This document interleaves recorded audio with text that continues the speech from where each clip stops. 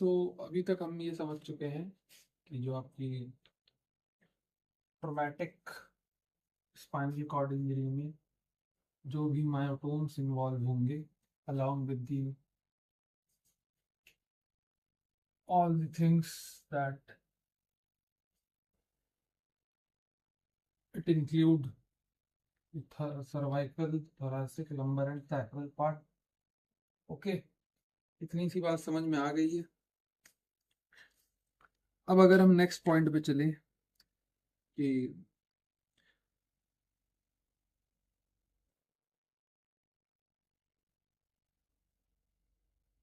Patient में आपको pathophysiology क्या देखने को मिलेगी।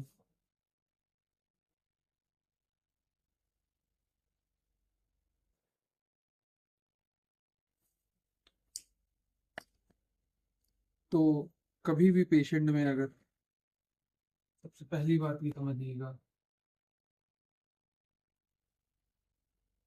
प्राइमरी इंजरी हुई है तो प्राइमरी इंजरी में आपको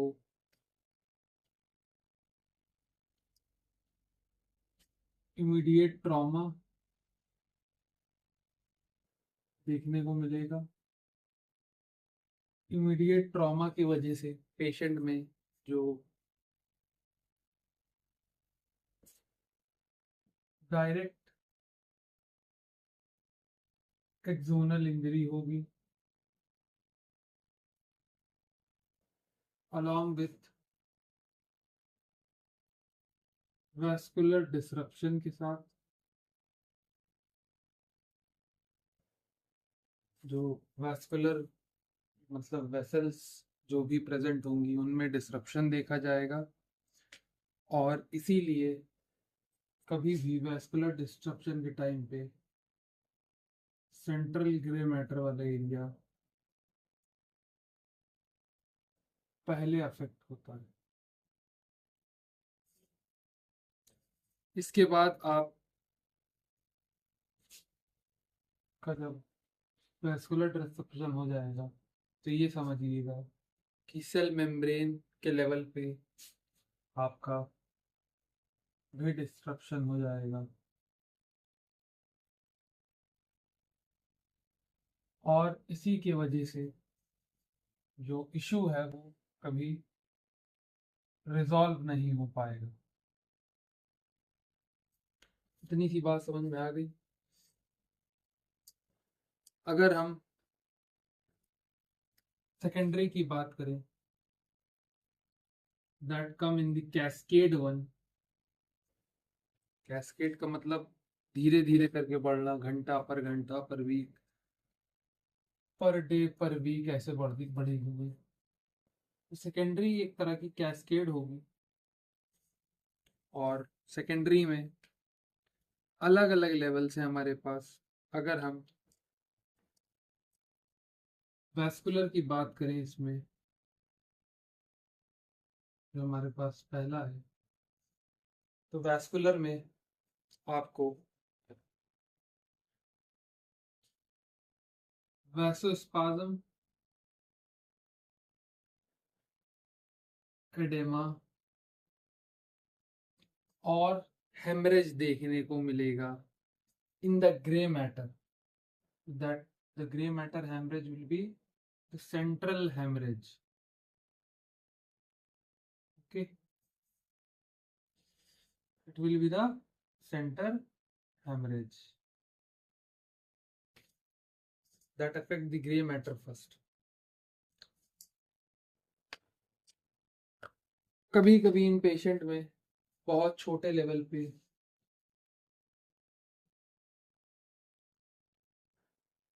थ्रोम्बोलिसिस भी हो जाता है।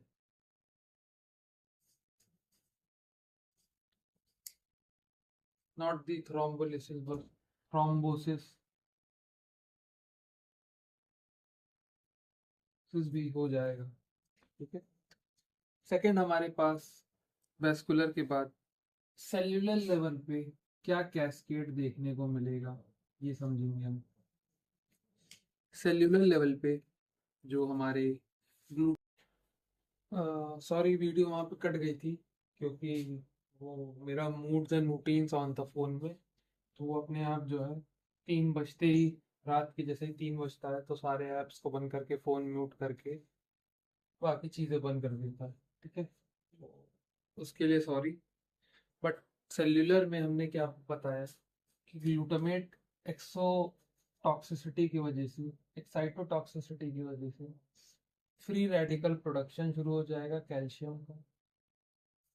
इसी फ्री रेडिकल प्रोडक्शन की वजह से, क्योंकि कैल्शियम इन्फ्लक्स स्टार्ट हो जाएगा, कैल्शियम आयन का इन्फ्लक्स स्टार्ट हो जाएगा, तो कैल्शियम आयन के इन्फ्लक्स की वजह से ये कैल्शियम आयन जो इन्फ्लक्स शुरू होता है ये एनडीएमए मतलब नडमा रिसेप्टर की वजह से होता है।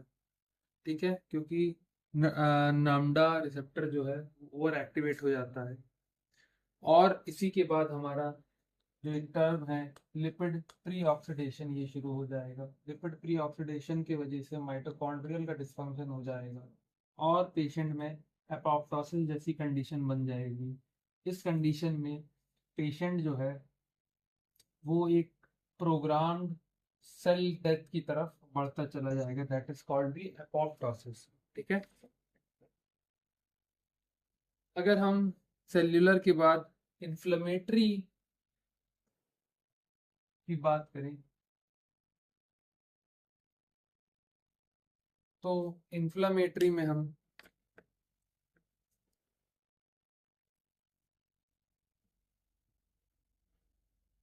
तीन चीजें डालेंगे, दैट इज न्यूट्रोफिल्स, मैक्रोफेजेस। ठीक, ये हमारे न्यूट्रोफिल्स और मैक्रोफेजेस, ये समझ जाइएगा कि न्यूट्रोफिल्स का एक तरीके से इनफिल्ट्रेशन शुरू हो जाता है। ये इनफिल्ट्रेशन कुछ घंटों में ही शुरू हो जाता है, बट इनफिल्ट्रेशन शुरू हो जाता है। इसी के वजह से जो हमारे मैक्रोफेजेस हैं वो एक्टिवेट हो जाते हैं, और इसी मैक्रोफेजेस की वजह से जो हमारे माइक्रोग्लियल होते हैं ये भी एक्टिवेट हो जाएंगे। तो न्यूट्रोफिल्स इनफिल्ट्रेशन के बाद मैक्रोफेजेस और माइक्रोग्लियल जो है ये एक्टिवेट हो जाएंगे, और ये एक तरीके का साइटोकाइन कास्केड स्टार्ट कर देंगे। Cytokine kine cascade start start कर देंगे। इसके बाद हम ये समझेंगे कि अब हमारा ग्लियल स्कार में क्या होगा। ग्लियल स्कार में ये समझिएगा कि जितने भी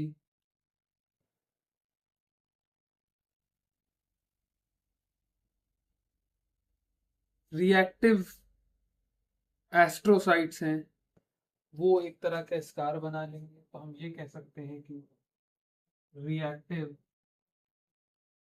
एस्ट्रोसाइट्स फॉर स्कार, सबसे पहली चीज।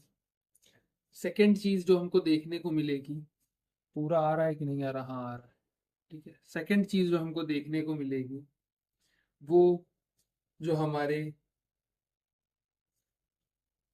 इनहिबिटरी मॉलिक्यूल्स इसी रिएक्टिव की वजह से, रिएक्शन की वजह से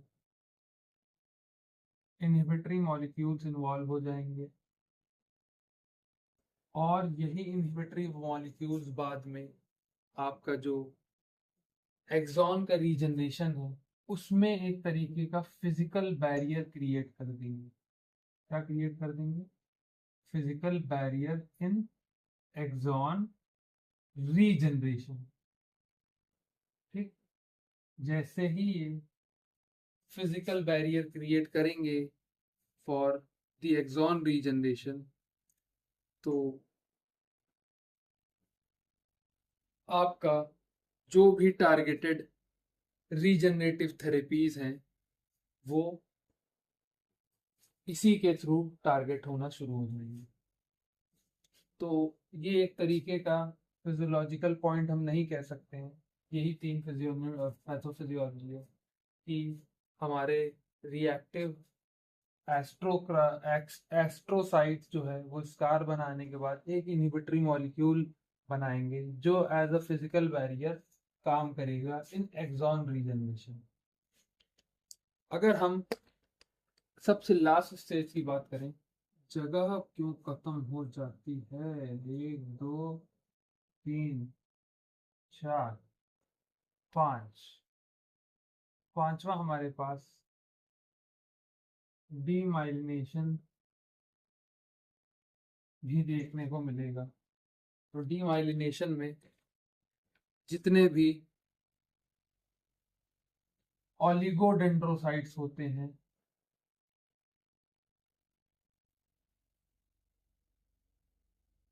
उनकी डेथ हो जाएगी, और जो भी आपका स्ट्रक्चरल और एक्सॉन का सर्वाइविंग चीजें हैं, तो जितने मतलब एक्सॉन सर्वाइव्ड हैं उनका भी डीमाइलिनेशन स्टार्ट हो जाएगा। तो डीमाइलिनेशन ऑफ एक्सॉन शुरू हो जाएगा। इतनी सी बात समझ में आई।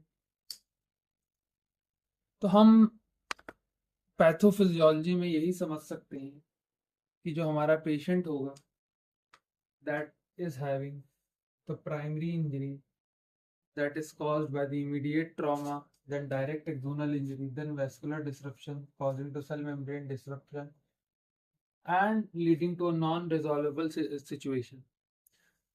Then if we have to move further about the secondary injury or the cascade injury, that is also the cascading level. So in terms of vascularity, there is a vasospasm, edema, central hemorrhage and microthrombosis formation in the injured area. In cellular, the glutamate excitotoxicity leads to the free radical produced by the calcium ion influx, leading to lipid pre-oxidation that causes mitochondrial dysfunction, and hence it causes a programmed cell death which is apoptosis. Inflammatory की अगर हम बात करें तो हमारे neutrophils का infiltration along with microphages activate हो जाएंगे, और जितने भी माइक्रोग्लियल है वो भी एक्टिवेट होके साइटोकाइन का कैस्केड शुरू कर देंगे। ग्लियल स्कार में आपका जो रिएक्टिव एस्ट्रोसाइट्स होगा वो स्कार फॉर्म करेगा और एक इनहिबिटरी मॉलिक्यूल बनाएगा जो as a physical barrier act करेगा इन एक्सॉन रीजनरेशन। डीमाइलिनेशन में आपका ओलिगोडेंड्रोसाइट्स की डेथ हो जाएगी और आपका जो एक्सॉन है उसका डीमाइलिनेशन शुरू हो मतलब चलता रहेगा। जो भी बचे हुए एक्सॉन है, पहले तो डेथ हो गई बच्चे को चाहिए, उसके बाद जो सर्वाइविंग एक्सॉन्स हैं उनका भी डीमाइलिनेशन होता रहेगा कंटिन्यूसली। इसकी बात, इतनी सी बात समझ में आई। अगर हम बात करें तो सबसे वर्नरेबल एरिया जो हमारे कॉर्ड के टाइम पे डैमेज होता है, मतलब स्पाइनल इंजरी में डैमेज होता है, वो हमारी सेंट्रल कॉर्ड है। और सेंट्रल कॉर्ड में जो चीजें डैमेज होंगी थोड़ा सा हम उसको समझेंगे। तो एक सवाल आता है कि why central cord is damaged first, क्यों सेंट्रल कॉर्ड पहले डैमेज होगी।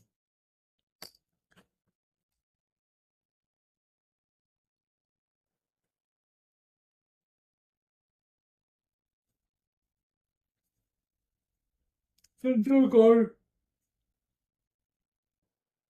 में कंटेनिंग मैटर जो होता है वो ग्रे मैटर हमारा होता है, और ये ग्रे मैटर की कुछ कुछ चीजें रहती हैं, जैसे कि हमने वैस्कुलर डिसरप्शन पढ़ा था इन दी पैथोफिजियोलॉजी प्राइमरी फंक्शन में। तो हमको ये समझ में आया कि ग्रे मैटर में सबसे ज्यादा मेटाबॉलिक डिमांड होगी, क्या होगी, मेटाबॉलिक डिमांड होगी। मेटाबॉलिक डिमांड ज्यादा है तो ब्लड सप्लाई भी रिच हो जाएगी, रिच ब्लड सप्लाई रहेगी। अलोंग विद, जब भी यही रिच ब्लड सप्लाई में वैस्कुलर डिसरप्शन देखने को मिलेगा तो सप्लाई हैम्पर हो जाएगी और ये एरिया ग्रे मैटर वाला पहले अफेक्टेड हो जाएगा, क्योंकि मेटाबॉलिक डिमांड हाई है तो रिच ब्लड सप्लाई हो रहा है। जब रिच ब्लड सप्लाई हो रहा है तो इसका मतलब ये है कि अगर यहाँ वैस्कुलर डिस्ट्रप्शन देखा जाएगा तो इस एरिया में आपको चीजें मरती हुई ज्यादा दिखेंगी, नेक्रोसिस वाला पार्ट यहाँ तेज स्टार्ट हो जाएगा। वेयर एज अगर हम व्हाइट मैटर की बात करें, व्हाइट मैटर की बात, व्हाइट मैटर हमारा सेंट्रल नहीं होता, पेरिफेरल होता है, तो पेरिफेरी में होता है। तो पेरिफेरल में आपका मेटाबॉलिक डिमांड बहुत लो होती है और इसके साथ साथ ये मेटाबॉलिक डिमांड हाई होने और लो होने की वजह से कम ब्लड सप्लाई जाती है। तो आप ये कह सकते हैं कि ये एक सर्वाइविंग फैक्टर लंबा दिखाएगा और ज्यादा रेजिस्टेंट शो करेगा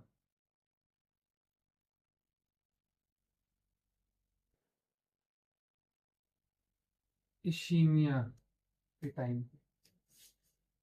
दैट तब रेजिस्टेंट इशीमिया के टाइम पे शो करेगा तो इसका ये मतलब है कि ये survive as compare to grey matter ज्यादा करेगा। तो इसी की वजह से जब भी ग्रे मैटर की इंजरी देखी गई हैं तो आपका जो अब लोअर मोटर न्यूरॉन के लेवल पे होती है। क्यों? क्योंकि चीजें मर जाती, तो कौन सा लेवल इन्वॉल्व हो जाएगा, एलिमेंट का लेवल आएगा। वेयर एज व्हाइट मैटर का ट्रैक्ट बहुत लंबा होता है, ठीक है, तो इसमें अगर इंजरीज आती हैं तो बहुत सीवियर लेवल की आएंगी, तभी इस पे आके आपका इफेक्ट मेन देखने को मिलेगा। इतनी सी बात समझ में आई। इसमें एक टर्मिनोलॉजी यूज होती है, उसे भी चलिए यहीं पे समझा देते हैं। ये अलग पार्ट है, वो अलग है। That is spinal shock. क्या होता है spinal shock?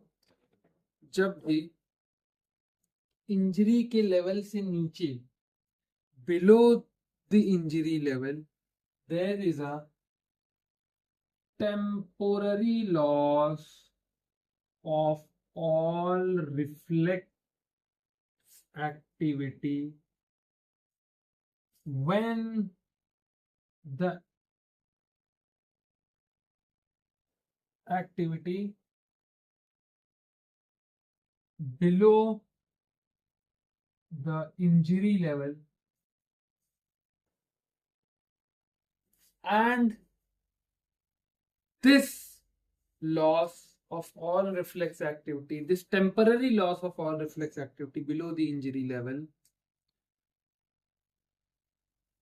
causes a sudden loss of descending facilitation that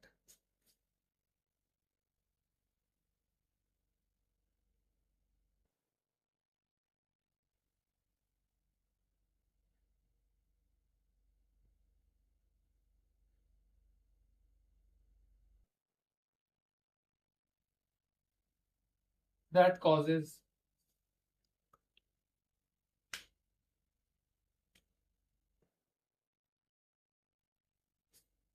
stunned interneurons. It is known as spinal shock. A temporary loss of all reflex activity below the injury level, suddenly causing descending facilitation that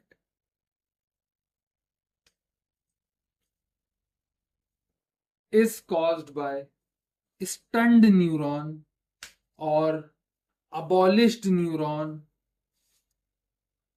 interneurons. It is known as spinal shock. The duration for the spinal shock can also be from hours to week. Okay, घंटों से हफ्तों तक हो सकती है.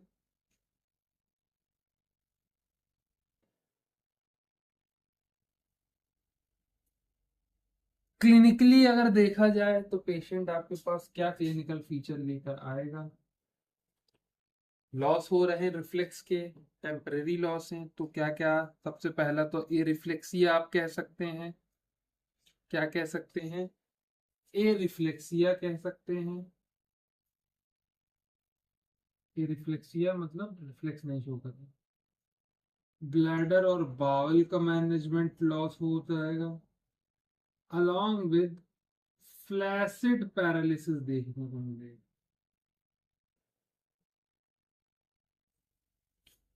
इतनी सी बात समझ में आई, सिंपल सॉर्टेड सी.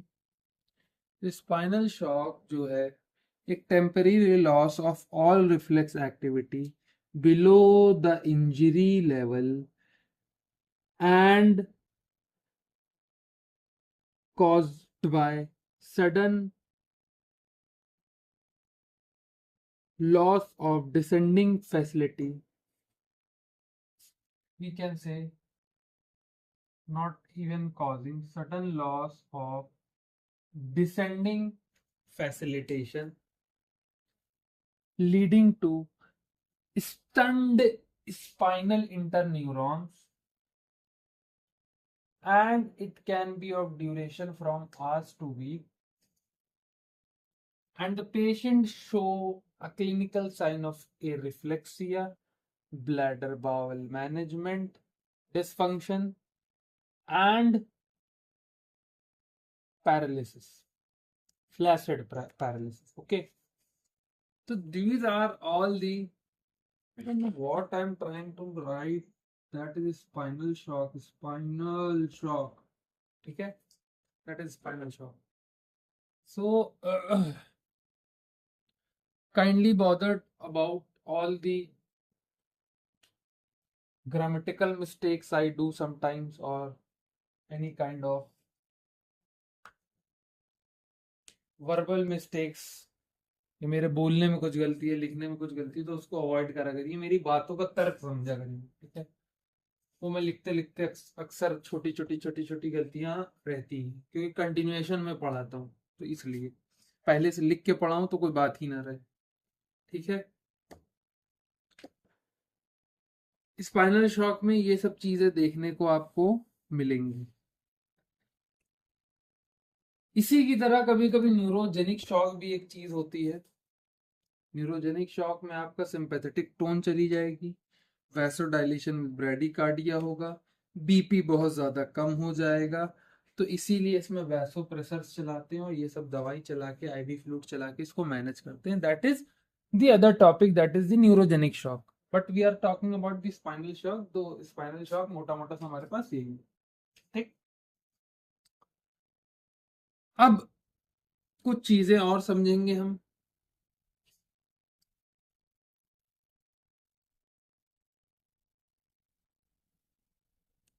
टॉपिक देखिए लंबा जाएगा, एक वीडियो इसकी हो चुकी है 1 घंटे की ऑलमोस्ट, मेरे ख्याल से 50-55 मिनट की है शायद. तो टॉपिक थोड़ा सा लंबा जाता है पर डेप्थ रहती है. मेरे ख्याल से यूट्यूब पे इतनी डेप्थ में नहीं पढ़ा रहा कोई, हिंदी में तो नहीं पढ़ा रहा है. ठीक है, हिंदी क्या, इंग्लिश जिसको हम लोग कहते हैं. नहीं, इंग्लिश तो रिटर्न को कहते हैं. ये क्या होता है फिर? तो नहीं पढ़ा रहा है ना, एमपीटी के लेवल का कोई पढ़ा रहा है. ठीक है, तो ये बात को थोड़ा सा अपना ध्यान में रखिएगा, पहली चीज. दूसरी चीज, अगर आपको चैनल मेरा ऐसे डायरेक्ट मिल जा रहा है तो प्लीज कमेंट करिए उस पर. लाइक कर दीजिए वीडियो, और कुछ कहना नहीं है। थोड़ा सा मेरा भी रीच बनेगा पड़ेगा। 40-40 वीडियो हो चुकी हैं अब तक, पर वैसे मुझे उतना वैसा रिस्पांस नहीं मिल रहा है। शॉर्ट्स बनाऊंगा, मिलेगा, मुझे पता है शॉर्ट्स में आएगा, तो वो मुझे बहुत लोग कह भी चुके हैं, बट मेरे पास शॉर्ट्स बनाने के लिए ना उतना दिमाग है, और ना मैं उतनी तेज टॉपिक कवर अप कर पाता हूँ। मेरा टॉपिक लेता है टाइम। ठीक है, अब हम थोड़ा सा समझेंगे हमारी इनकम्प्लीट कॉर्ड या इनकम्प्लीट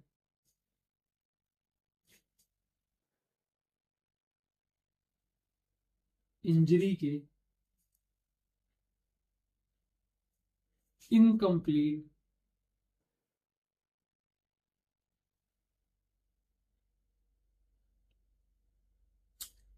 इंजरी कॉर्ड सिंड्रोम।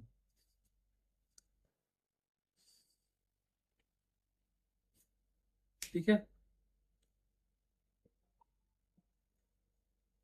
तो इनकम्प्लीट इंजरी या इनकम्प्लीट कॉर्ड सिंड्रोम क्या होता है? इनकम्प्लीट कॉर्ड सिंड्रोम में हम बेसिकली 6 टाइप के सिंड्रोम पढ़ेंगे। पहला हमने सेंट्रल कॉर्ड सिंड्रोम समझ लिया है। इसके बाद हम एंटीरियर कॉर्ड सिंड्रोम समझेंगे। फिर 6 नहीं आ पाएगा, 6 आ नहीं पाएगा। 5 के बाद जो है एक रुक जाएगा, रुक जाइए 1 सेकंड, 1 सेकंड रुक जाइए। तो सेंट्रल, तो कैसे लिखें? सेंट्रल यहाँ लिख दे रहे हैं, एंटीरियर लिख दे रहे हैं, पोस्टीरियर कॉर्ड सिंड्रोम लिख दे रहे हैं,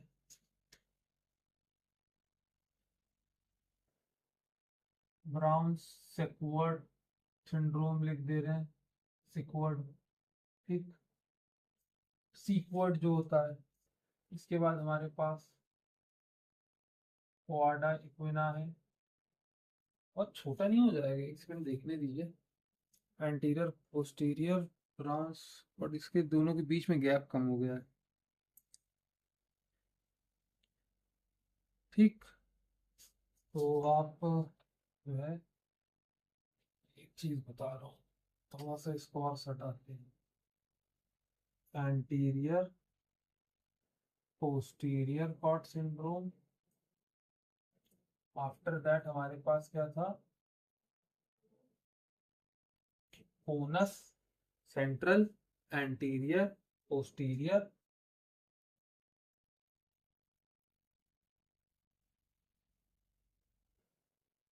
ब्राउन सिक्वर्ड,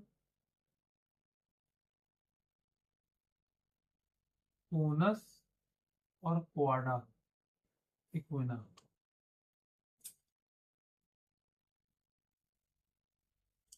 तो we have 6 type of syndrome. हाँ, अब चाहिए। पहला सेंट्रल, दूसरा एंटीरियर, तीसरा पोस्ट, 1 सेकंड, तीसरा पोस्टीरियर, चौथा ब्राउन स्क्वाड, पांचवा कोनस, छठा कॉर्डा इक्विना। ठीक है,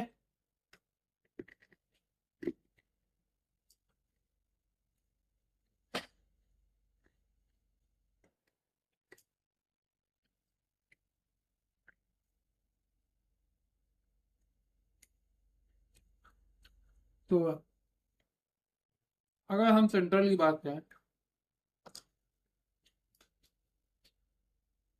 तो ये मोस्ट कॉमन होता है। पहली चीज, अराउंड 50% ऑफ द पेशेंट में ये देखने को मिलेगा। ठीक, हाइपर एक्सटेंशन में जाने की वजह से होगा। हाइपर एक्सटेंशन किस चीज का? सर्वाइकल का। मोस्टली सर्वाइकल स्पॉन्डिलिसिस का पेशेंट होगा आपके पास, एल्डरली पेशेंट होगा। और उसको अगर हाइपर एक्सटेंशन में चला जाता है, झटके से पीछे चला जाता है, तो उसकी वजह से होगा। इसके बाद ये एक चीज ध्यान दीजिएगा कि जो आर्म्स होते हैं वीकर होंगे then legs. Arms will be weaker then legs. इसकी वजह ये है कि सेंट्रल कॉर्टिकोस्पाइनल फाइबर ही मोस्टली अफेक्टेड होते हैं। कौन से अफेक्टेड होते हैं? सेंट्रल कॉर्टिको स्पाइनल फाइबर ही मोस्टली अफेक्टेड होते हैं। ठीक।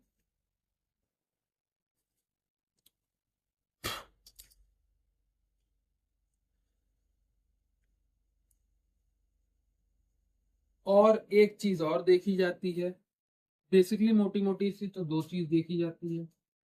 पहला, सैक्रल की स्पारिंग।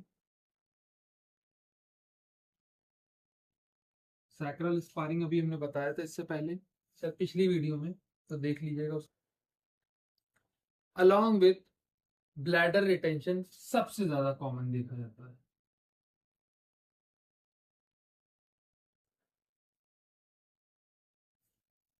ठीक, पेशाब रोकना सबसे ज्यादा कॉमन, ब्लैडर रिटेन करने लगेगा। ठीक है, पहली चीज। अगर हम एंटीरियर की बात करें तो ये बेसिकली आपका दो वजह से होता है। दैट इज ए से का इंफाक्ट आना। ठीक, एंटीरियर स्पाइनल आर्टरी में इंफाक्ट आने की वजह से, या तो हाइपर फ्लेक्शन की वजह से। किसकी वजह से? हाइपर फ्लेक्शन की वजह से।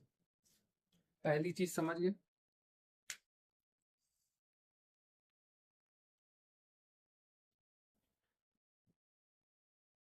इसमें आपका मोटर लॉस होगा बाइलेटरली, और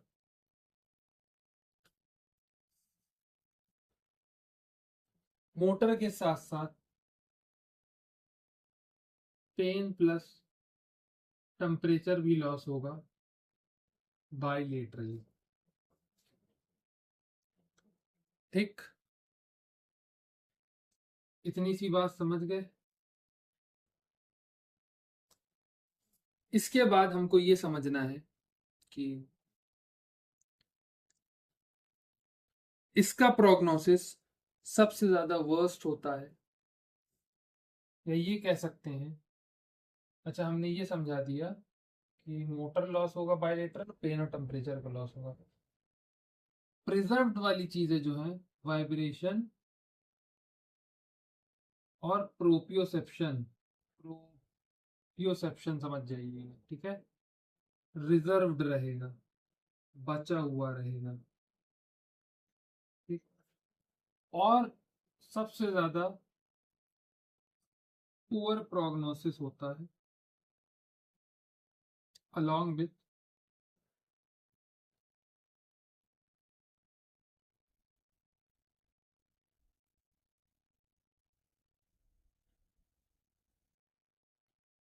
पुअर मोटर, एक तरह से रीलर्निंग जो होती है। ठीक है, क्या कहते हैं? रीलर्निंग या रिकवरी कह सकते हैं, वो बहुत ज्यादा पुअर हो जाएगी। तो पुअर प्रोग्नोसिस और पुअर मोटर रिकवरी रहेगी। पोस्टीरियर कॉर्ड सिंड्रोम की बात करें तो आपका ये पीएसए की टेरिटरी में इंफाक्ट की वजह से होगा। ये सबसे ज्यादा लीस्ट कॉमन होता है, ये भी समझिएगा, बहुत रेयरली देखा जाता है। और इसमें दो चीजें सिर्फ आप देखेंगे जो इसमें नहीं मिल रही है, that is vibration plus proprioception loss देखने को मिलेगा, मोटर इंटैक्ट देखने को मिलेगा, मोटर में रिजर्व मतलब मोटर में कोई मसला देखने को नहीं मिलेगा, अलॉन्ग विथ सेरिब्रल एटैक्सिया देखने को मिलेगा। ये सिंपल सॉर्टेड सा समझ में आ गया। ठीक, मेजॉरिटी सेरिब्रल आप नहीं कह सकते हैं, आप सेंसरी की तरफ कह देंगे। ठीक है, सेरिब्रल में तो मोटर और सेंसरी दोनों आ जाएगा, बट यहाँ पे हमारा वाइब्रेशन और वो बचा हुआ है, तो हम सेंसरी अटैक्सिया मोटा मोटा कह सकते हैं। ब्राउन सेक्वार्ड की बात करें अगर, तो इसमें जो है यूनिलेटरल फ्रैक्चर की वजह से, यूनिलेटरल अपर लिम्ब नहीं ना, यूनिलेटरल फ्रैक्चर की वजह से या हेमी सेक्शन की वजह से, हेमी सेक्शन का मतलब हम बता चुके हैं, आधा वाला। ठीक है, हेमी सेक्शन जैसा वूंड लगता है, अगर आपको स्टैब कोई करता है आप, तो आपका जो है दो चीजें होंगी, इप्सिलेटरल में जो है मोटर प्लस टेम्परेचर लॉस, और कॉन्ट्रालेटरल में ये इतनी सी बात समझ में आएगी नहीं है कि अगर आपको किसी भी तरीके का unilateral fracture along with hemisection हुआ है, तो आपको दो चीजें, एक इप्सिलेटरल में मोटर और टेम्परेचर गया हुआ देखने को मिलेगा, ठीक, और कॉन्ट्रालेटरल में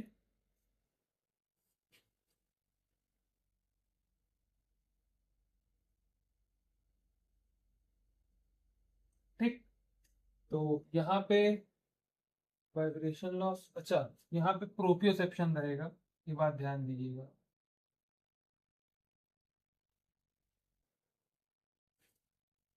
इतनी सी बात समझ में आई।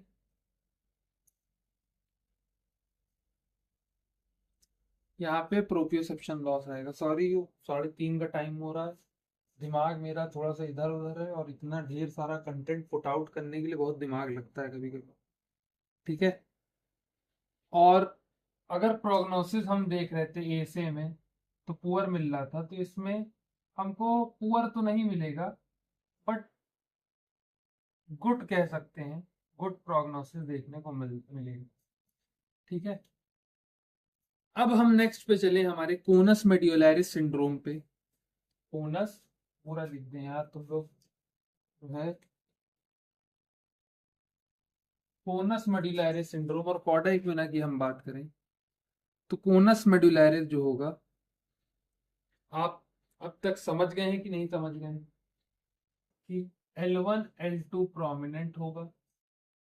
आपको पता है कोनस मेडुलैरिस L2 तक जाता बस, और L1 L2 में जब भी किसी कोई भी इंजरी होगी, वर्टिब्रल इंजरी होगी, तो उसमें आएगा। अलोंग विथ कोनस मेडुलैरिस में हमने ये देखा है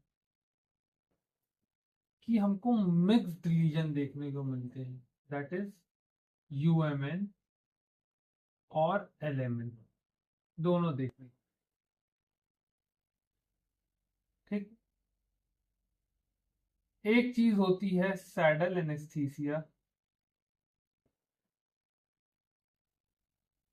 ये टर्मिनोलॉजी हम समझा चुके हैं। सैडल एनेस्थीसिया मतलब जो घोड़े की सैडल में बैठता है आदमी, तो जो सैडल का पार्ट होता है, मतलब जो घोड़े के ऊपर बैठता है, तो जो सैडल होती है, जिसे पता नहीं हिंदी में क्या कहते हैं, जो बैठने के लिए होती है, सीट होती है, वो एरिया जितना देर तक जो एरिया खुला रहता है, वो एरिया सुन हो जाता है, तो उसी के सुन पड़ने को सैडल एनेस्थीसिया कहते हैं। तो कोनस मेडुलैरिस सिंड्रोम में वो एरिया का अगर पेरिएनल और नीचे का पार्ट हो गया आपका, वो अगर सुन होने लगे, तो उसको क्या कहा गया है, सैडल एनेस्थीसिया कहा गया। जब भी सैडल एनेस्थीसिया होगा, तो आप ब्लैडर स्लैश बावल प्रोमिनेंट रहेगा। ठीक है, आप ये समझेंगे कि इनका कोई भी ऐसा बड़ा मसला नहीं आया है। ठीक है, इतनी सी बात समझ में आ गई। ब्लैडर और बावेल जो है प्रोमिनेंट रहेंगे। क्वाडा इक्विना सब जानते हैं, L2 के नीचे अगर, तो हम कह सकते हैं बिलो L2 कोई भी तरीके की पैथोलॉजी या मैकेनिकल इंजरी होती है तो ये क्वाडा इक्विना सिंड्रोम हो सकता है आपको। और इसमें भी पेशेंट को सैडल एनेस्थीसिया होता है, अलोंग विथ, जैसे यहाँ हमको मिक्स्ड अपर मोटर न्यूरॉन और लोअर मोटर के मिल रहे थे, तो इसमें प्योर LMN दिखेगा, लोअर मोटर न्यूरॉन का इन्वॉल्वमेंट दिखेगा। अलोंग विथ ये हमेशा वन साइड होता है,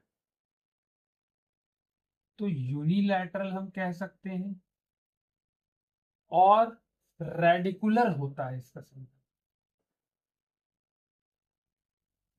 ठीक है, मतलब एक जगह से रेडिएट करके दूसरी जगह तक इफेक्ट डालता है। तो radicular along with unilateral, unilateral not to be exact but we can say asymmetric, either it is left or right or upper left or upper right, so it will be asymmetric, half of the left, half of the right, so it will be asymmetric. The asymmetric because there are distribution of nerves in the chorda equina, many distribution of nerves, it is not composed in a single chord, so इसीलिए asymmetric दिखेगा और radicular symptoms देखने को मिलेंगे। इतनी सी बात समझ में आ गई। ठीक, तो इसमें हो सकता है मैंने गलतियां कुछ की हैं, तो जो लिखा है उसको समझिएगा। बोलने में हो सकता है गलती हो क्योंकि अभी मैं स्टटर कर रहा हूँ, नींद मेरी पूरी है नहीं, तो थोड़ा स्टटरिंग हो रही है, मुझे भी लग रहा है। या तो मुझे रेस्ट ले लेना चाहिए थोड़ी देर का, या तो जो है अब कल ही के लिए वीडियो छोड़ देनी चाहिए, बट इसे सोच रहे हैं पूरी कंप्लीट कर दें।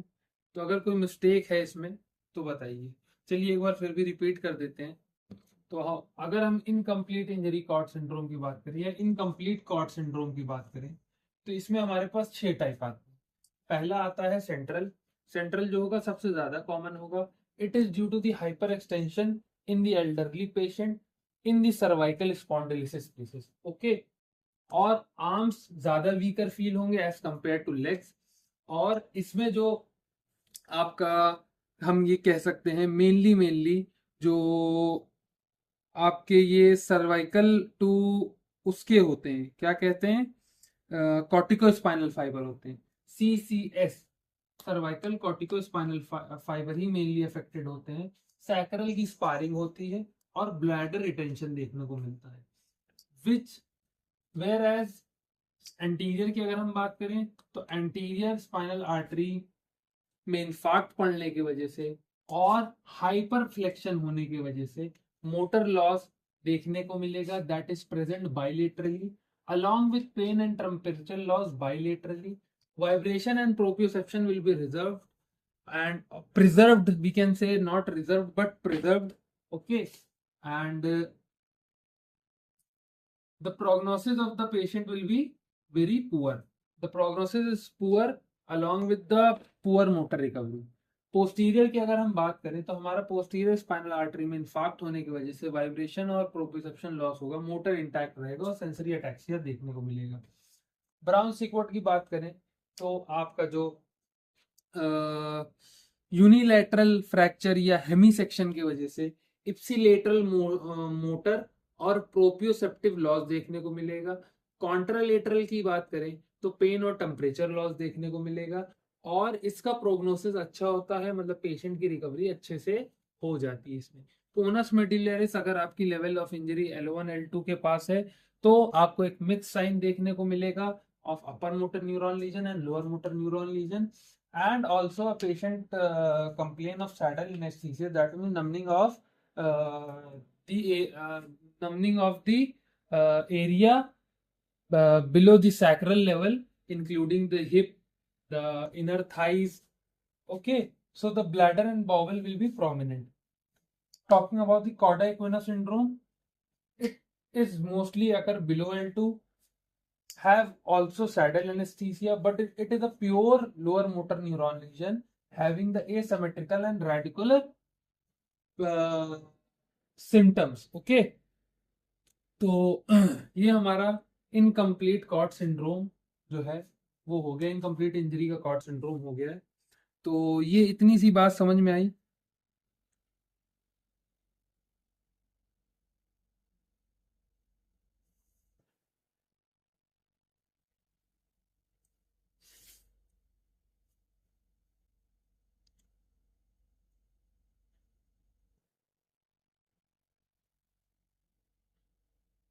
इसके बाद हम ये समझ गए कि किस लेवल में क्या दिक्कत आएगी तो कैसी चीजें मिलेंगी।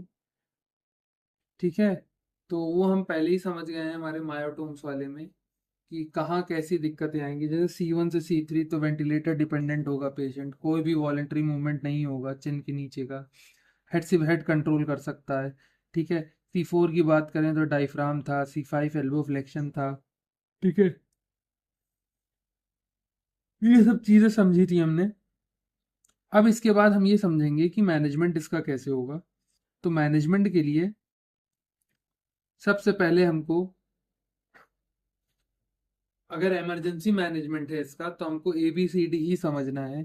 ABCD आप लोगों ने बैचलर्स में भी पढ़ा होगा। A for airway, B for breathing, C for circulation, D for disability and E for exposure. ठीक है, तो आप एयरवे चेक करेंगे, ठीक, ब्रीथिंग चेक करेंगे, कोई चेस्ट इंजरी या न्यूमोथोरैक्स तो नहीं हो रहा है। ठीक है, ब्लीडिंग मतलब लंग्स कैविटी में तो नहीं वो हो रही है, कोई फ्लू कोई ब्लीड तो नहीं हो रहा है। ठीक है, एयर का अक्यूमुलेशन तो नहीं हो रहा है।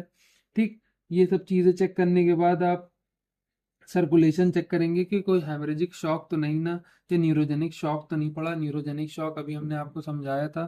ठीक है, along with disability and exposure भी देखेंगे। इतनी सी बात समझ में आ गई। ये हमारा असेसमेंट हो जाएगा। असेसमेंट के बाद अगर हम फिजियोथेरेपी रिहैबिलिटेशन की बात करें, तो फिजियोथेरेपी रिहैबिलिटेशन में आपको pressure ulcer, contracture, UTI, DVT, pneumonia, neuroplasticity, ठीक, along with recreation and other community regeneration। ठीक, अब अलग अलग लेवल के हिसाब से अलग अलग तरीके से है, तो उसको हम थोड़ा सा समझेंगे और बताएंगे। ठीक,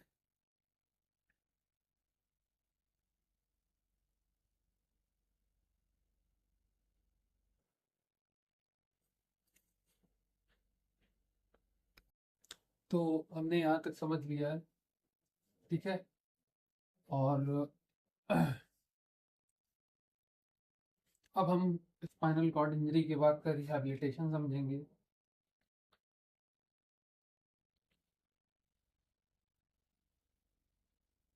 तो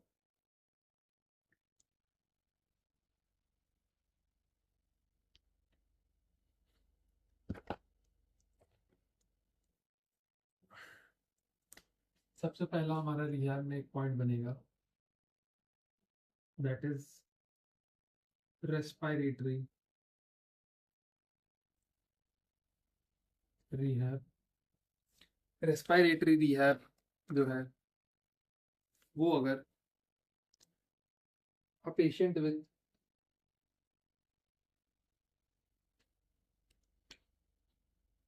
C1, C2, C3 injury, okay, तो C1 से अगर हम काउंट अप करें, C1, C2, C3, C4, C5, C6, C7, C8 and T1, तो रेस्पिरेटरी है में हम ये देखेंगे कि पेशेंट के अगर C1 से C3 तक इंजरी है तो पेशेंट कंप्लीटली वेंटिलेटर सपोर्ट पे होगा। ठीक, सबसे पहली चीज दूसरी चीज, अगर C4 में पेशेंट की इंजरी है तो हमको पेशेंट में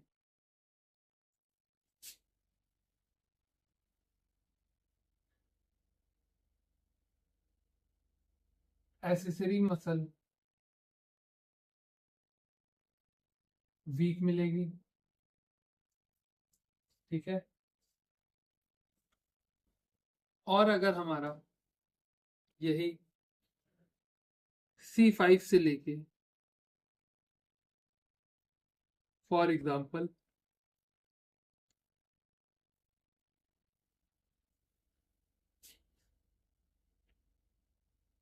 T6 तक अफेक्टेड है तो हमको फोर्स एक्सपिरेटरी वॉल्यूम कम देखने को मिलेगा, इस पे हमको काम करना पड़ेगा, ठीक है।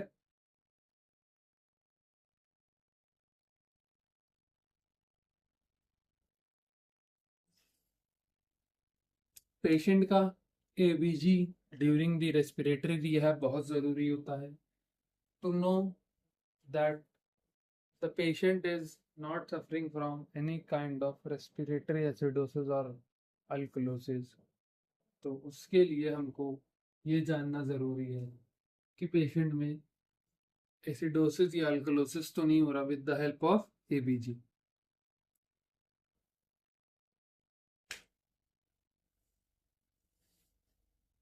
तो अगर हम बात करें कि आप जैसे C1 से C3 पे तो वेंटी सपोर्ट रहेगा, complete ventilator support, but C4 में आपका डायफ्राम इंटैक्ट रहेगा बट एसेसरी मसल वीक रहेगी। तो C4 के लेवल में आप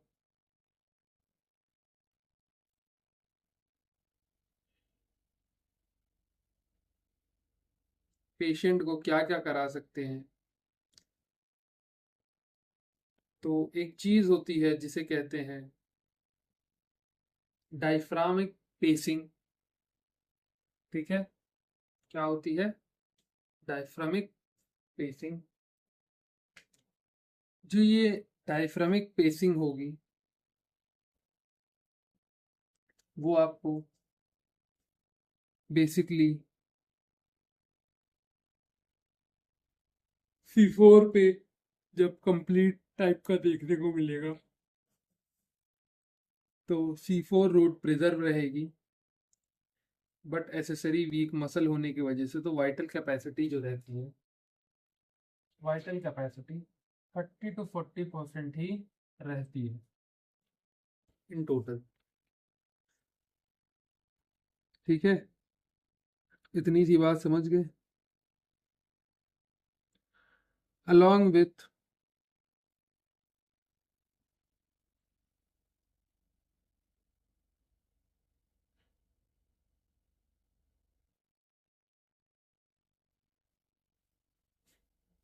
डायफ्रामिक पेसिंग होगी पेशेंट की, जिसमें हम फ्रेनिक नर्व जो हमने बात किया था, जो यहाँ से होके जाती है नीचे लेवल तक, इस फ्रेनिक नर्व में आपको स्टिमुलेशन दिया जाएगा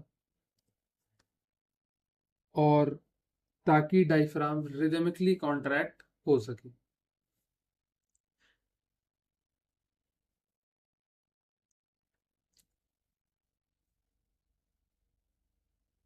पेशेंट में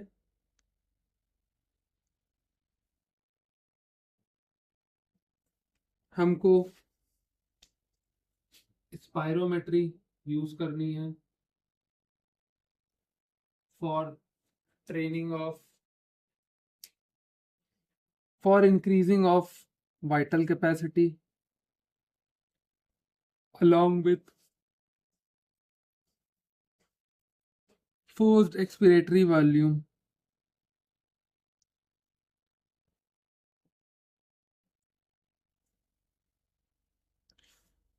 और रेस्पिरेटरी मसल की training along with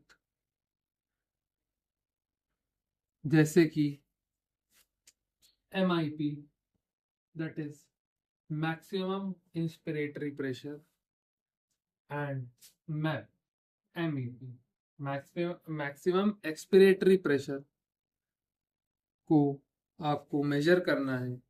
maximum inspiratory pressure जो है आपके डायफ्राम की हेल्प से मेजर हो सकता है, ठीक। और मैक्सिमम एक्सपिरेटरी प्रेशर आपके कफिंग से मेजर हो सकता है।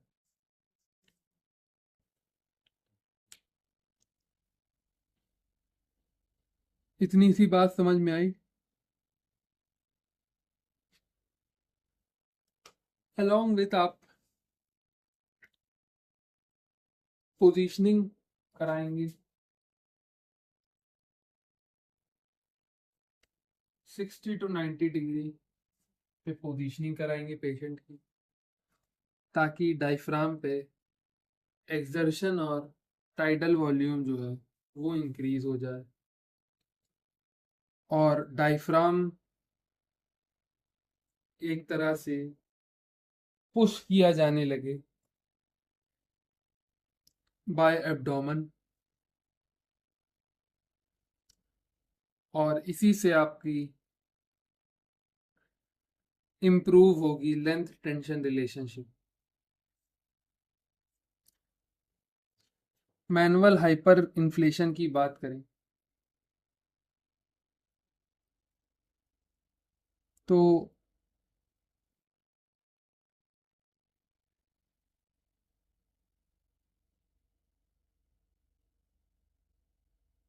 फिजियोथेरेपी में पेशेंट मैनुअल रिसस्टिगेशन बैग यूज कर सकते हैं। जो रिसस्टिगेशन बैग होते हैं उसको यूज करके आप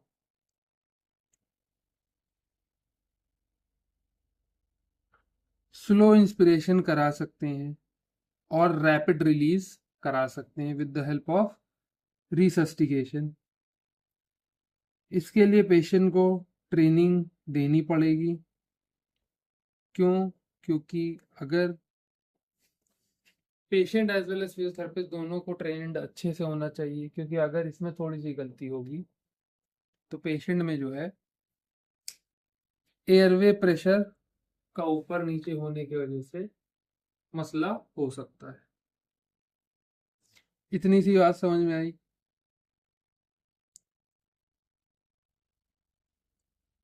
ये हमारा रेस्पिरेटरी मैनेजमेंट रहेगा, ठीक है। एक चीज और करा सकते हैं जिसे हम फ्रॉग ब्रीदिंग कहते हैं।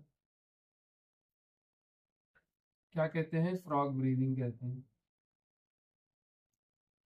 इसमें आपका जो टंग और फेरिंग्स जो रहेंगे उसकी मदद से आपको एयर अंदर खींचना है, मतलब ऐसे ऐसे, ठीक है। इसी को फ्रॉग ब्रीदिंग कहा गया है, ठीक। तो ये आपको जो भी C4 की इंजरी के साथ पेशेंट, C4 से ऊपर वाली इंजरी के साथ पेशेंट को ये सब चीजें करा सकते हैं, ठीक है। इन्हीं में आपको ब्रीथिंग इनकी सबसे ज्यादा इफेक्टेड देखने को मिलेगी। तो फ्रॉग ब्रीदिंग या तो ग्लैसोफेरेंजियल ब्रीदिंग जो हमारी होती है, दोनों का एक ही नाम है, फ्रॉग और ग्लैसोफेरेंजियल, कुछ भी कहिए। इसमें आप फेरिंग्स की मदद से, फेरिंग्स और टंग की मदद से एयर को अंदर गल्प करेंगे। अंदर क्या करेंगे? गल्पिंग स्टार्ट करेंगे, ठीक है। तो ये हमारा पहला रेस्पिरेटरी रिहैब हम स्पाइनल कॉर्ड की इंजरी में ये करेंगे। सेकंड हमारा स्पास्टिसिटी मैनेजमेंट या स्पास्टिसिटी का रिहैब कैसे करेंगे। तो आप ये जानते हैं कि अक्यूट स्टेज में तो फ्लैसिडिटी देखने को मिलेगी, फ्लैसिड देखने को मिलेगा या फ्लैसिडिटी देखने को मिलेगी। बट 2 से 3 हफ्ते के बाद जो है स्पास्टिसिटी बिगिन हो जाती है। जब स्पास्टिसिटी बिगिन होना शुरू हो जाएगी तो आपको पेशेंट में जो भी एक्सरसाइज करानी है उसका 2 गोल आप रखेंगे। आपका 2 गोल जो बेसिक सा रहेगा वो बोन डेंसिटी मेंटेन कराना,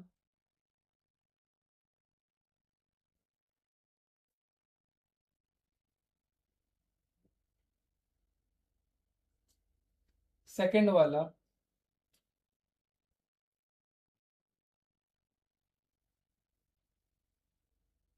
जिसे हम कह सकते हैं मस्कुलर एट्रोफी। हाँ, हम लोग मस्कुलर एट्रोफी कह सकते हैं टोटल। मसल एट्रोफी हमारा गोल होगा कि मसल एट्रोफी कंडीशन में ना पहुंचे। कराने का तरीका वही सिंपल सा रहेगा,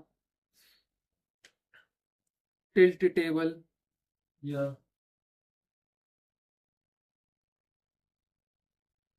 फंक्शनल इलेक्ट्रिकल स्टिमुलेटर के साथ साथ साइकिलिंग कराएंगे पेशेंट को, ठीक है। अलॉन्ग विथ पोजीशनिंग हम बता चुके हैं, एंटी स्पास्टिक पोजीशनिंग क्या होती है, और पोजीशनिंग के साथ साथ हम पेशेंट से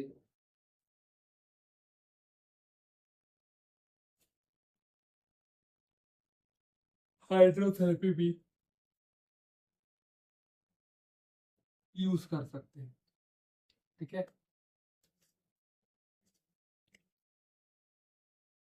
टाइमिंग आप अपने हिसाब से देख सकते हैं,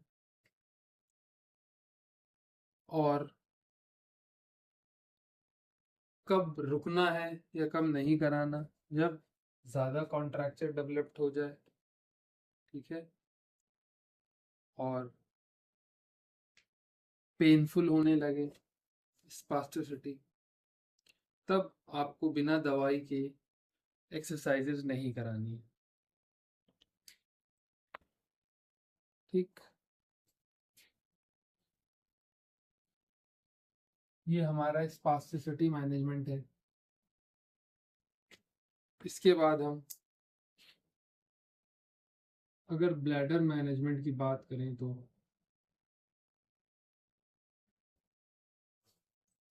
ब्लैडर मैनेजमेंट में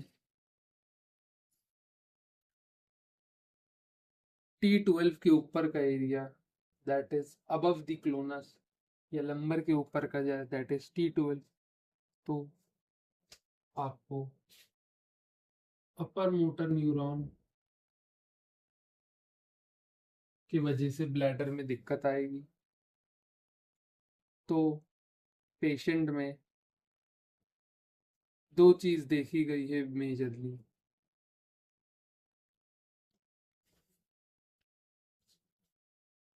spastic slash reflexive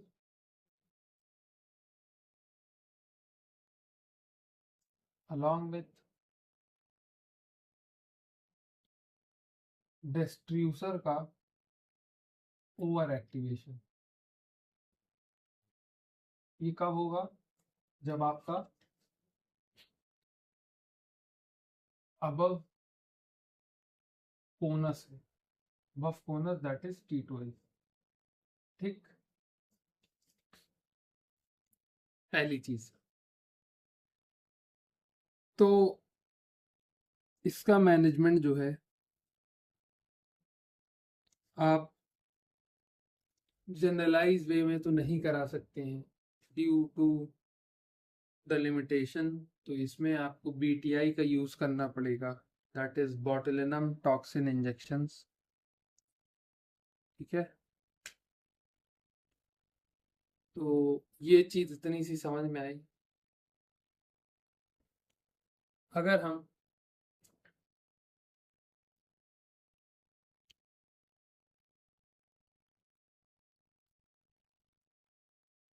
lower motor neuron में ब्लैडर इन्वॉल्वमेंट की बात करें तो पेशेंट में जब भी कोनस या कॉर्डा के बाद वाला आता है, कोनस या कॉर्डा का इन्वॉल्वमेंट होता है, कोनस मेडुलरिस एंड कॉर्डा इक्विना का इन्वॉल्वमेंट हो जाएगा, तो पेशेंट में फ्लैसिड अलॉन्ग विथ इनकॉन्टिनेंस देखने को मिलेगा।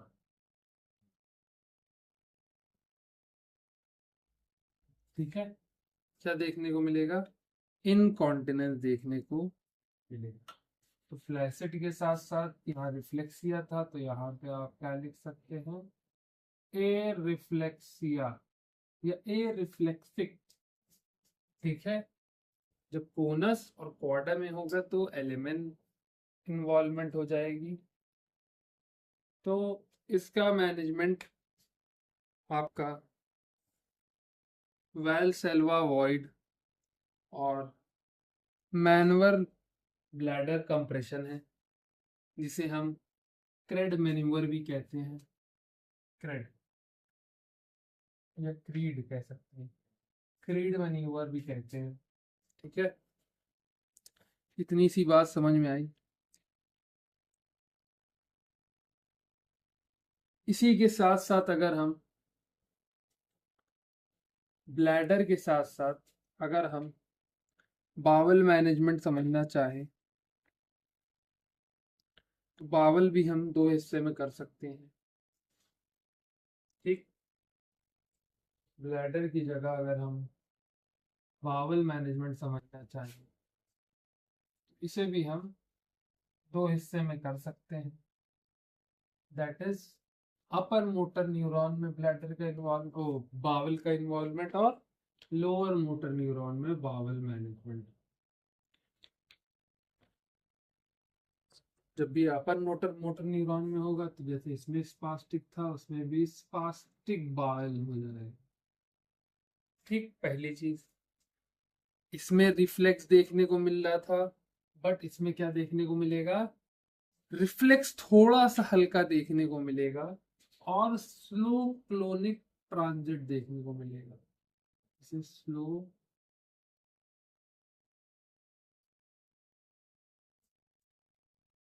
ट्रांजिट देखने को मिलेगा, पहली चीज। तो स्पास्टिक बावल के लिए हम लोग, इनके पेशेंट जब स्पास्टिक बावल में रहेंगे तो कॉन्स्टिपेटेड पेशेंट अक्सर करके रहेंगे, क्लोनिक ट्रांजिट भी स्लो रहेगा, रिफ्लेक्स डेफिकेशन देखने को मिल सकता है। ठीक है, तो आप हाई फाइबर डाइट देंगे। ठीक है, डीआरएस दे सकते हैं, DRS that is digital rectal stimulant. ठीक है, तो डिजिटल रेक्टल स्टिमुलेशन दे सकते हैं, डीआरएस का यूज कर सकते हैं, इससे आपका इसका मैनेजमेंट हो जाता है। लोअर मोटर न्यूरॉन बाउल की बात करें तो इसमें आपको flaccid with no reflex, same वही है। ठीक है, इन्वॉल्वमेंट भी वही कॉर्डाइक विना के बाद वाला होगा, इसमें कोनस के ऊपर वाला था, इसमें कॉर्डाइक विना, वही सेम चीज है, ये समझ के रखिएगा। ठीक है, इसमें मैनेजमेंट जो है वो आप वेलसेल्वा अलॉन्ग विथ हाई फाइबर और स्टूल सॉफ्टनर दे सकते हैं। तो high fibre slash stool softener दे सकते हैं, जैसे कि इनोईज हो गई आपकी, ये सब दवाएं आप दे सकते हैं। इतनी सी बात समझ में आई। सेकेंड चीज, आप इसमें एब्डोमिनल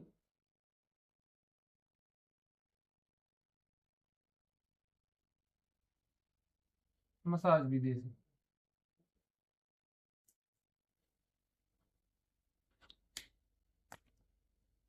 ठीक,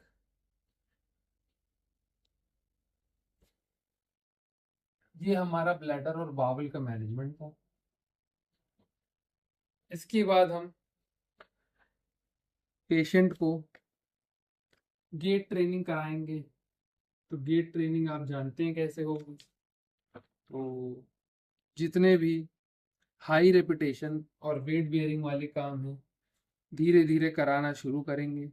सबसे पहले हम वेट ट्रेनिंग में BWSTT करा सकते हैं, बॉडी वेट सपोर्टेड ट्रेडमिल। इसके साथ रोबोटिक गेट ट्रेनिंग, अगर रोबोटिक्स आपके शहर में अवेलेबल है तो रोबोटिक गेट ट्रेनिंग आप कराएंगे। अलॉन्ग विथ वेरेबल एक्सोस्केलेटन से गेट ट्रेनिंग करा सकते हैं। वेरेबल एक्सोस्केलेटन उन पेशेंट में काम आएगा जिन पेशेंट में सीधा खड़े होने में उनको दिक्कत हो रही है, अपराइट वॉकिंग में बहुत दिक्कत हो रही है, ठीक मूवमेंट तो है बट सीधा खड़े नहीं हो पा रहे, ठीक है, तो आप वहां पे वेरिएबल एक्सोस्केलेटन यूज कर सकते हैं। ठीक, अलोंग विद फेस साइकिलिंग कराएंगे, फंक्शनल स्टिमुलेटर के साथ साइकिलिंग कराएंगे, तो इससे भी आपका न्यूरोप्लास्टिसिटी अच्छी देखी गई है। अलोंग विद मसल मास भी मेंटेन होता है फंक्शनल इलेक्ट्रिकल स्टिमुलेटर से। ठीक,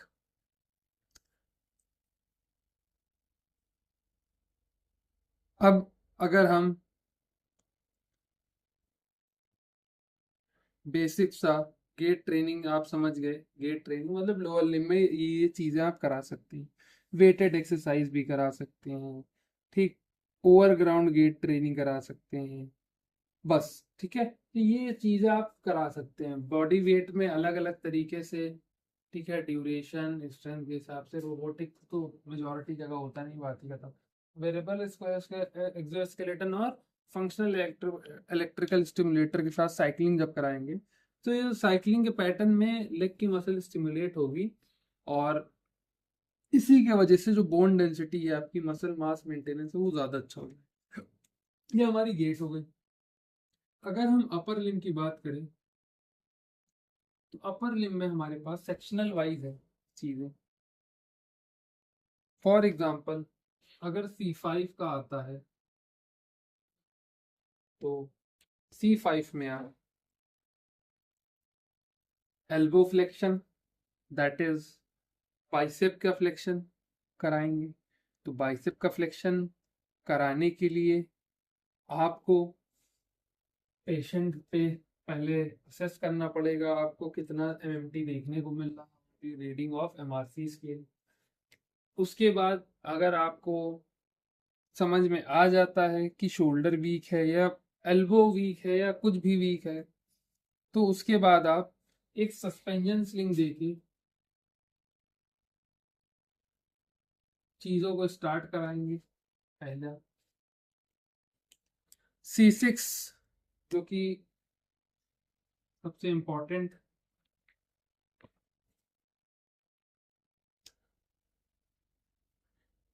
इसमें आप तीनों डेसेस तीनों डेसेस ग्रास ट्रेनिंग कराएंगे। ग्रास का मतलब समझ गए, पकड़ने की ट्रेनिंग कराएंगे, पर्पसफुल रिस्ट एक्सटेंशन कराएंगे, ग्रिपिंग कराएंगे, रिस्ट फ्लेक्शन कराएंगे, रिलीज कराएंगे, और ये मूवमेंट जो है कम से कम 100 to 150 टाइम्स मिनिमम रहेंगे, 100 रेपिटेशन तक कराएंगे। ठीक है,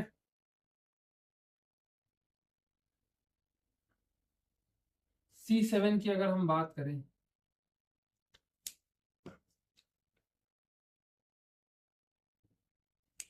तो C7 हमारा elbow extension, that is tricep के लिए काम आ रहा है। तो ट्राइसेप के लिए आपको इसकी ट्रेनिंग धीरे धीरे करके करानी पड़ेगी। आप MS वगैरह भी यूज कर सकते हैं, डिपेंड करता है कि इनर्वेटेड है या डी इनर्वेटेड है। तो ट्राइसेप की ट्रेनिंग आप कराएंगे अलॉन्ग विथ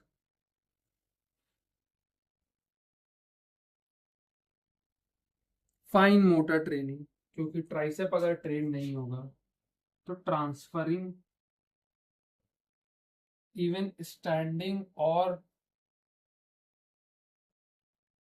लाइंग से सिटिंग भी बहुत मुश्किल हो जाता है। ठीक है, लाइंग टू सिट भी बहुत मुश्किल हो जाता है अगर आपका जो ट्रंक एरिया और ट्राइसेप वीक है तो ट्रंक एरिया चलिए वीक है तो उसको ट्राइसेप फिर भी संभाल लेता, पर ट्राइसेप में ताकत होनी चाहिए। इतनी सी बात समझ में आई। कभी भी इन पेशेंट को दर्द होगा तो न्यूरोपैथिक पेन होता है, दैट इज बर्निंग, शूटिंग, ठीक है। और न्यूरोपैथिक पेन का ट्रीटमेंट गाबापेंटीन है हमारी, कोपॉइड्स, ये सब है। बट फिजियोथेरेपी के लिए आप सिर्फ पेन ब्लॉकर यूज कर सकते हैं, जैसे कि टेंस इन कन्वेंशनल मोड। ये पेन के लिए बता रहा हूँ। टेंस हो गया, मिरर थेरेपी,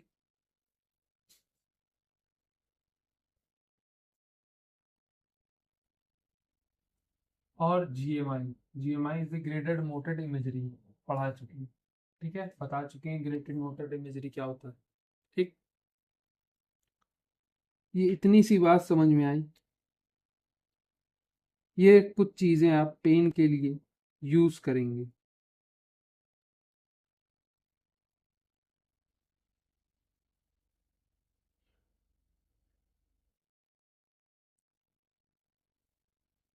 कुछ बीमारियां आपको जो एज अ कॉम्प्लिकेशन बन सकती हैं in traumatic spinal cord injury, that is autonomic dysreflexia, जिसमें जब भी T6 या उसके ऊपर का लेवल जो है उसका सिंपैथेटिक आउटफ्लो बचा रह जाता है, तो एक नॉक्सियस टाइप का स्टिमुलस रिलीज होता है जो कि ऊपर की तरफ ट्रैवल करेगा और वैसो कॉन्स्ट्रिक्शन कर देगा। इसीलिए कभी कभी इन पेशेंट में आपको सिस्टोलिक बीपी जो है वो 250 से 300 भी देखने को मिल सकता है।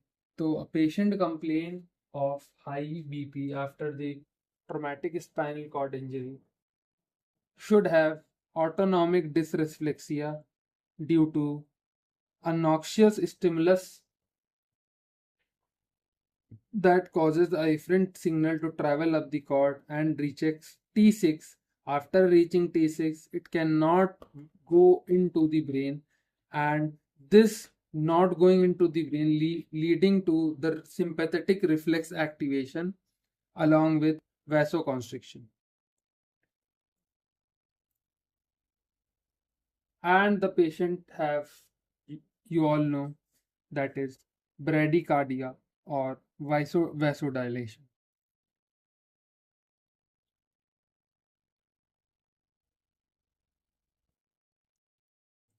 Second thing or complication seen is the orthostatic hypotension, जिसमें पेशेंट का जो सिंपैथेटिक वैसोकॉन्स्ट्रिक्शन है वो कम हो जाएगा, बिलो लेवल कम होगा, जहां पे भी इंजरी हो रही है C4 C3 C5 C6 उससे नीचे उसका सिंपैथेटिक वैसोकॉन्स्ट्रिक्शन खत्म हो जाएगा और जितना भी ब्लड है वो इकट्ठा होने लगेगा लेग्स में और स्प्लैनिक बेड में, ठीक है। तो जब ये खून इकट्ठा होने लगेगा इन लेग्स एंड स्प्लैनिक बेड तो आपका वीनस रिटर्न कम हो जाएगा, जिसके वजह से बीपी फॉल होने लग जाएगा। तो पेशेंट के सिम्टम्स जो रहेंगे वो चक्कर आना, सर हल्का लगना मतलब फेंटिंग टाइप का लगना, नौशिया लगना, कभी कभी अनकॉन्शियस भी हो जाना, फेंटिंग के साथ के बाद अनकॉन्शियस हो जा रहा है पेशेंट। तो ये सारे सिम्टम जो है ऑर्थोस्टैटिक हाइपोटेंशन के भी देखने को मिलेंगे। इतनी सी बात समझ गए।